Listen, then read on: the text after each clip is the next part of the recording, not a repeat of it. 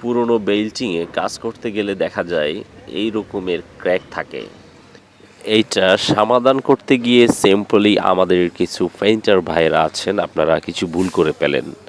চক powder কিংবা ডিরোসিমের ফাঁটি দিয়ে আপনারা এটাকে সমাধান করার চেষ্টা করেন। এমনটি করবেন না, এটা পরিহার করুন। এশিয়ান পেইন্টের ক্র্যাক সিল এই পণ্যটি ব্যবহার করুন। এই পণ্যটি অত্যন্ত কার্যকরী এবং অ্যাপ্লিকেশন অত্যন্ত সহজ।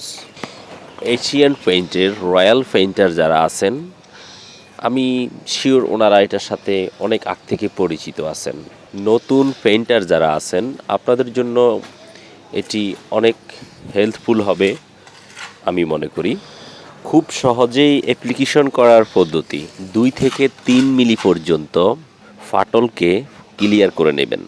তারপর পরিষ্কার পানি দিয়ে ধুয়ে ফেলবেন। পানি শুকিয়ে যাওয়ার পরই এশিয়ান পেইন্টের এই পণ্যটি স্ক্রাপের সাহায্যে ফিল আপ করে নেবেন। আপনি যদি উপকৃত হন অবশ্যই ভিডিওটি শেয়ার করে দিবেন।